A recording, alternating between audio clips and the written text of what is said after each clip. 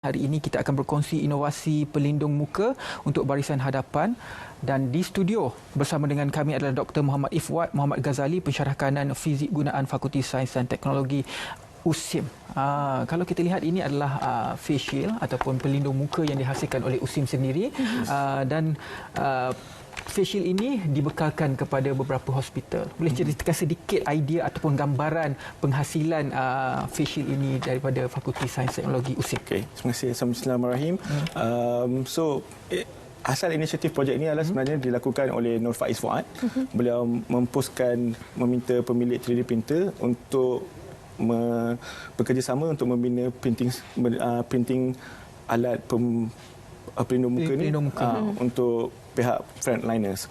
So, oleh itu pihak kami daripada USIM mengambil inisiatif untuk menolong mereka kerana kami mempunyai fasiliti seperti 3D printer untuk membantu mereka lah. So, dalam satu kita mewujudkan satu komuniti, iaitu komuniti Facebook dinamakan sebagai 3D Printing Malaysia Community for COVID, di mana di situ kami mengumpulkan semua pemilik 3D printer dan kami berbincang bagaimana untuk melakukan yang terbaik untuk membuat perlindungan muka ini. So, dalam tu ada mechanical, ada orang design, ada pelbagainya. So, ada yang desainnya tu dia akan mereka untuk menambah baikkan printing ni untuk perlindungan keseluruhan. Ada yang tim yang dia check adakah durability, boleh digunakan atau tak boleh digunakan dan sebagainya. So kami juga membuat satu spreadsheet di mana kami mengumpul semua data-data seperti inventory, seperti 3D printing apa yang kita ada, pemilik dia ada apa yang ada, filament berapa banyak, PVC itu berapa banyak. So kami berkongsilah antara satu lain, dan juga dalam spreadsheet itu juga ada permintaan-permintaan. So kami list down siapa yang berminta supaya kami boleh menghasilkannya untuk hospital tersebut. Kapasiti penghasilannya, kalau ikutkan kapasiti yang boleh dihasilkan oleh USIM, berapa banyak? Untuk USIM kami mempunyai 5 printer. So setiap printer boleh boleh menghasilkan 10 setiap hari. So totalnya lebih kurang 50 sehari. Dan kalau kita lihat, sebenarnya printer 3D yang pun menghasilkan PPE face shield ini adalah di bahagian atas ini kan? Yes. Ini tidak dihasilkan. Untuk pengetahuan semua, yang 3D printer yang disebutkan oleh doktor sebentar tadi untuk menghasilkan yang berada di atas ini. Dia panggil apa ini, doktor? Frame untuk muka. Lihat, saya bagi demo bagaimana nak pakai. Lebih kurang macam ni. So dia menghasilkan ni yang lekat dekat muka ni. Itu dia. Orang kalau handsome pakai apa pun handsome. Mulut manis dia. Baik, doktor. Dalam sepanjang tempoh PKP ni kita tahu limitasi pergerakan. Jadi dalam tempoh penghasilan face shield ni, apa lagi cabaran yang dialami oleh pihak USIM sendiri? Sebenarnya cabaran utama dia adalah mendapat bahan-bahan mentah. Contohnya filament. Tapi alhamdulillah sebab fakulti kami memang menggunakan 3D printing untuk PNP, pengajaran dan pembelajaran. So kami punya banyak stok untuk filament, tetapi ada bahagian tempat lain kekurangan filament. So apa dalam komuniti tersebut kita berkongsi. So saya boleh memberi filament kepada mereka, contohnya kepada tim-tim lain untuk menghasilkan 3D printing juga. Tapi masalah untuk kami adalah kami kekurangan PVC tu. Alhamdulillah ada orang lain seperti Drone Kajang Center memberi kami 500 piece PVC tu. So dalam komuniti ni dia berkongsi. So siapa tak ada dia akan bagi kepada yang mereka ada. So kalau di tangan saya ni PVC ini di mana? Yang ini filament? Ini PVC. Ini PVC. Yang putih tu filament. Yang mana yang kurang sekarang ni? Kurang filament tu. Yang filament. Yang filament yang ke atas ni. Yes. Okay. Itu dia. Dan sekarang ini antara hospital-hospital yang telah disumbangkan oleh USIM? USIM telah memberi kepada Tuanku Jaafar di Seremban dan juga di Putrajaya, hospital Ampang, sebab kat situ pun ada kampus USIM. Mereka menolong pihak staf-staf USIM menolong juga di situ, dan juga di klinik-klinik sekitar klinik Nilai, Sepang dan sebagainya. Ini di mana? Kalau ini di Hospital Ampang. Ini di Hospital Ampang. Maksudnya yang dihasilkan itu, yang berada di muka itulah face shield yang dihasilkan oleh USIM lah. Ya, saya.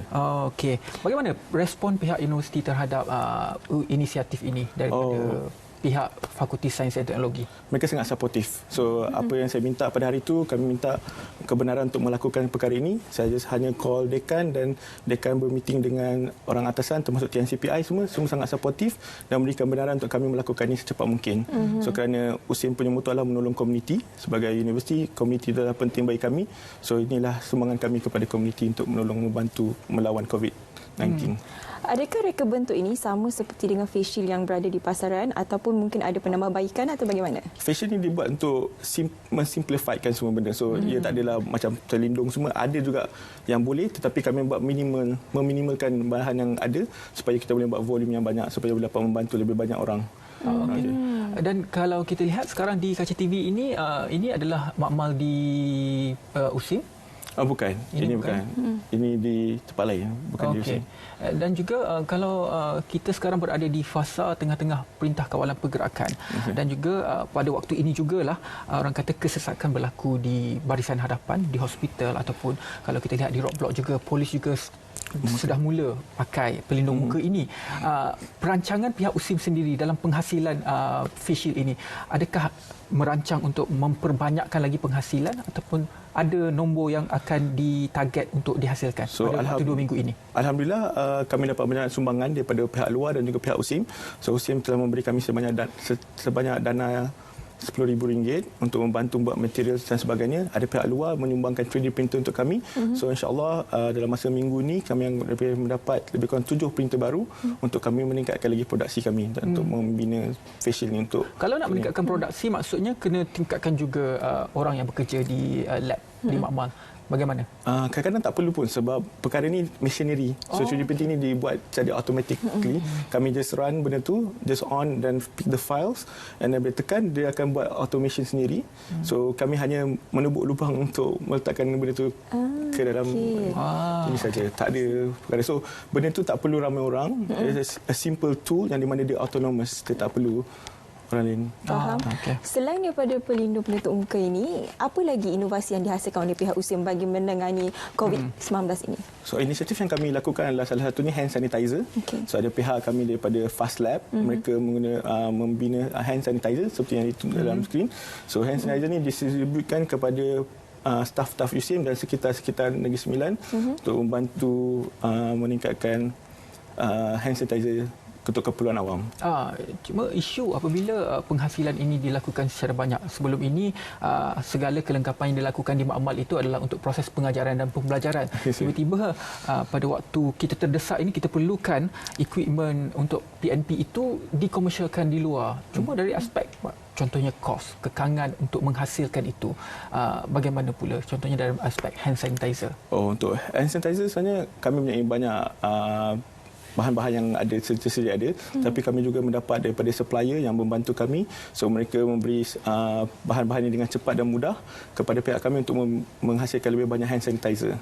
So tak ada kekangan tu hanya kadang-kadang disebabkan restriction dan sebagainya, disebabkan ketidakcukupan bahan tu kami terpaksa menunggu sebentar, tapi kebanyakannya sangat laju.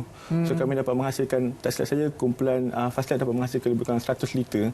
Sudah menghasilkan 100 liter hand sanitizer. Penghasilan face shield ini menunjukkan bahawa Elite Academy juga turut sama membantu menangani wabak COVID-19 ini. Pandangan doktor sendiri selain daripada face shield ini, apa lagi sumbangan daripada ahli akademik? Kebanyakan ahli akademik ini macam-macam dia ada different background. So contohnya mekanikal seperti yang tadi ada kotak tu dihasilkan oleh kumpulan mekanikal di mana mereka menghasilkan kotak tu untuk buat saringan. So kadang-kadang bila patient tu dia terbatuk ke apa, dia cepat kena kepada doktor dan nurse.